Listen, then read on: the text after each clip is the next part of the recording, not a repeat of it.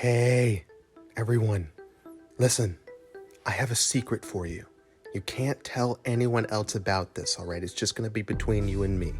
Alright, you listening? Characters in High Guardian Spice kinda suck. Now, I know this is a grand revelation that no one else on planet Earth has ever brought up before. I know, this is mind-blowing. We're breaking new ground as we speak. But no matter the show, whether it has a lot of good characters or a lot of bad characters, there's usually one that stands out amongst the rest. And I'm talking about the worst of the worst, the bottom of the barrel. Who is the worst character in High Guardian Spice? But don't answer that. Statistically, most of you probably haven't watched past episode 1, so you don't know. I guess that means it's up to me. So, in my opinion, who is the worst character in High Guardian Spice?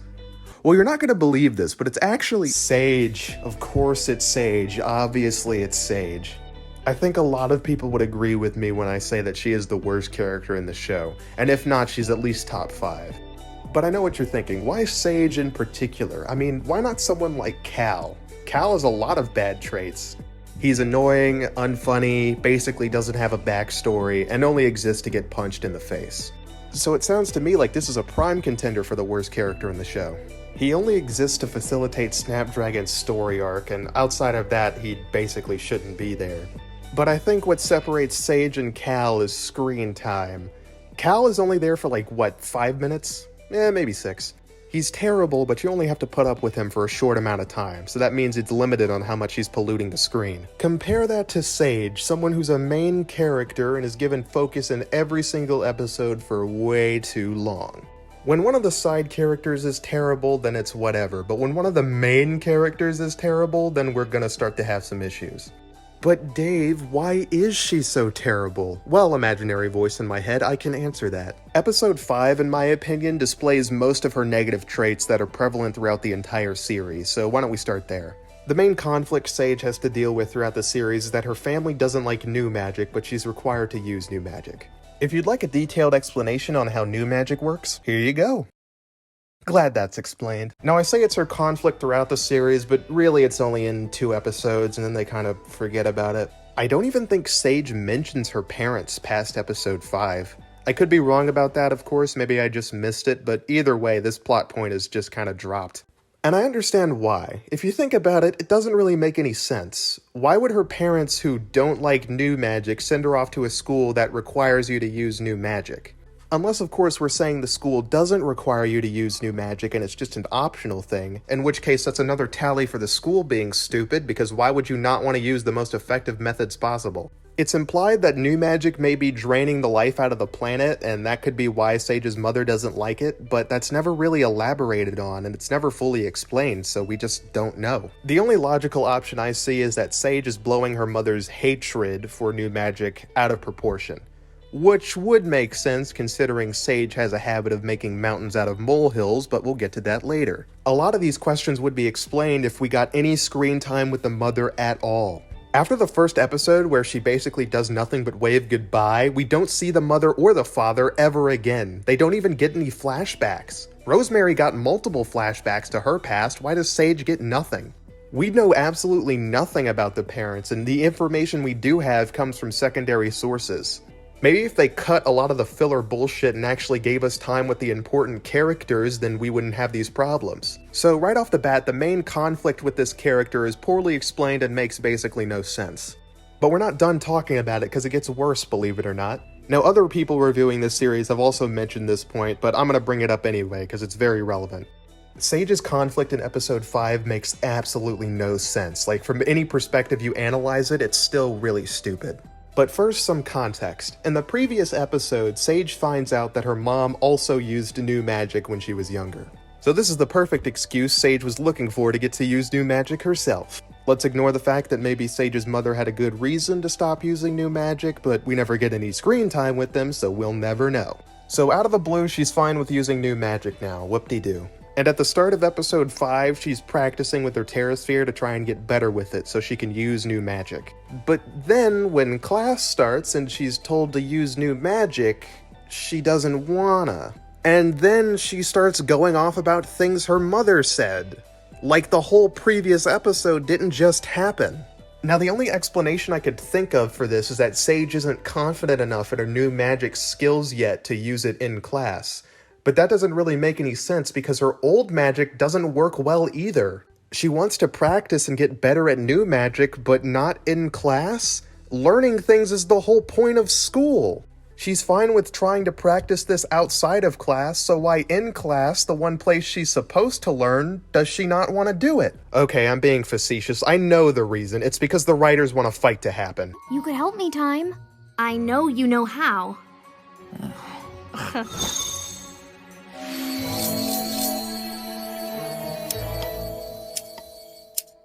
New magic.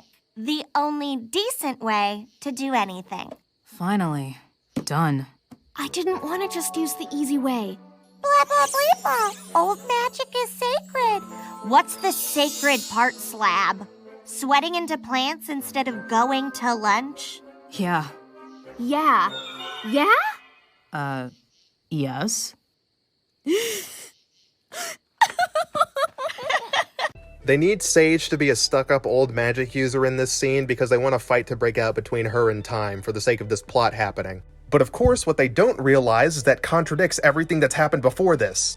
I've said it before and I'll say it again, when they want something to happen, even if it comes at the cost of making a character an idiot, they'll do it. But what you just witnessed in that previous scene is what I think is Sage's worst character trait, that being she's a petty crybaby. Now, of course, I'm not saying that that's bad in a vacuum. There are crybaby characters who work and crybaby characters who don't.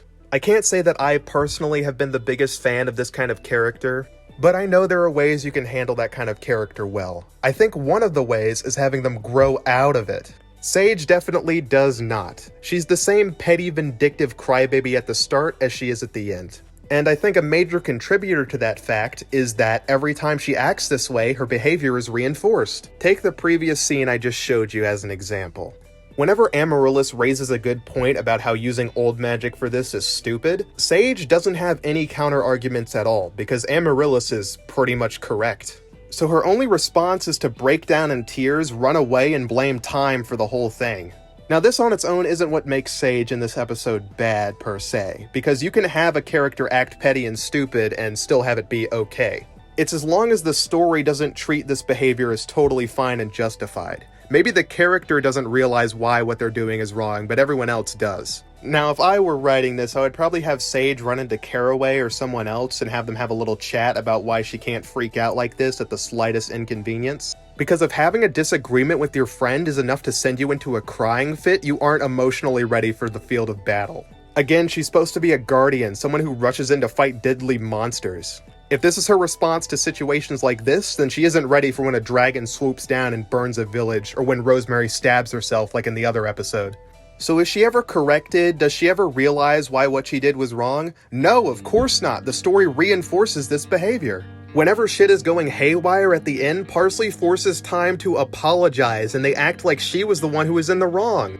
It makes no fucking sense. Why is she being treated like some kind of asshole simply because she agreed with Amaryllis's good argument? And because Sage's behavior is reinforced here, she begins acting like a petty, vindictive bitch every time she doesn't get her way. In the very next episode, when Rosemary gets a crush on Aster, Sage starts acting like a jealous douchebag about the whole situation. I am not kidding when I say the only thing she does for this entire episode is just bitch and moan about Rosemary having a crush on someone that isn't her. Now, don't get me wrong, Aster isn't a great love interest. He's an idiot, and he's probably gonna die the second he's thrown into the field of battle because of how terrible he is, so no point getting attached. But the fact that Aster is a terrible love interest is not why Sage doesn't want Rosemary to be with him. That's just an excuse. The real reason is just pure jealousy. And her constant petty bitching and moaning about the whole situation leads her to get into an argument with Snapdragon where she says that guys don't talk about their feelings, ignoring the fact that in the previous episode, Parnell spent the whole time talking about his feelings. But I will admit, seeing Snapdragon get fed up with her bullshit and start calling her out was one of the most satisfying moments in the series. It's one of the few times Sage actually gets fully berated for her terrible behavior. But of course, the moment doesn't last and she learns absolutely nothing from this exchange, other than that she can use Snapdragon as a rebound whenever she gets annoyed with Rosemary later. And that leads me to one of the worst parts of the series, Sage and Rosemary's little breakup. Sage is throwing a petty hissy fit because Rosemary, a girl who cares about nothing but swords and dragons, doesn't want to go gourd carving. Because Rosemary doesn't want to do the same things that she does, Sage flips the fuck out.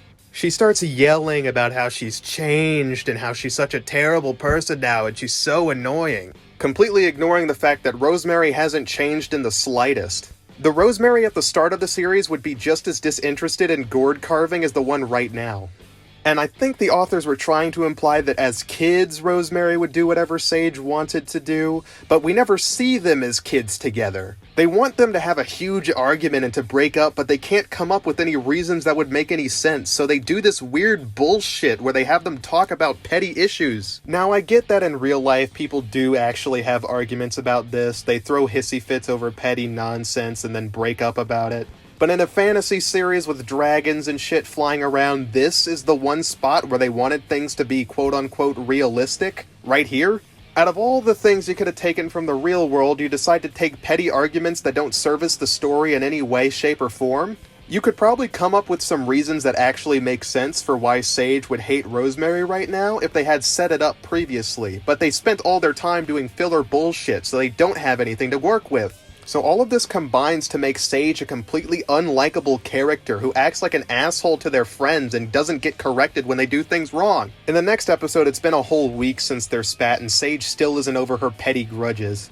It's gotten to the point where she's using Snapdragon as a side bitch because her main chick isn't on talking terms. She spends the whole episode ghosting Rosemary, talking about how, oh, she's changed and oh, woe is me, I can't be friends with her anymore. Only for them to reconnect at the end because, you know, the plot needs to get it to happen. We only have like 2 episodes left, so we gotta speed this up. So they hug it out and learn to live with the fact that they don't want to do the same festival activities. Oh, such compelling drama.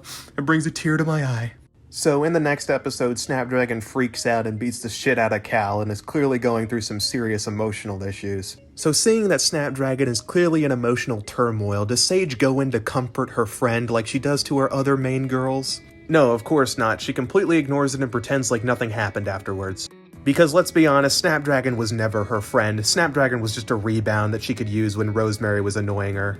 You want to know who does comfort Snapdragon? Amaryllis, once again proving that she's a better character than Sage in every single way. So in the final episode, Sage suddenly gains the ability to merge old and new magic together after seeing someone do it exactly one time, ignoring the fact that it took her like days to learn other skills, but no, here she can just do it instantly because she's so amazing and better than everyone else. It makes me wonder if a technique is so easy that a 14-year-old girl can master it in less than a day, why a trained assassin like Mandrake can't use it?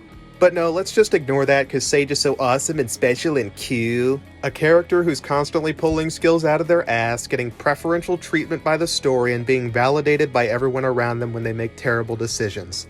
I wonder if there's a name for a character like that. I think it starts with an M. So, in summary, the reason why Sage is the worst character in the show is because she's a petty, vindictive bitch who's constantly validated by everyone around her, even when she's doing terrible things that make no sense. She's a main character who's given way too much screen time to dick around and do basically nothing, as this show is filled with filler and nonsense plot lines that go nowhere. Her major conflict is utterly nonsensical and it's dropped before the halfway point of the series. And to top it all off, she's a terrible friend. But maybe I'm wrong. Maybe Sage isn't the worst character in the series, and there's someone else who's even worse. Well, why don't you tell me in the comments down below? It's Red Butt!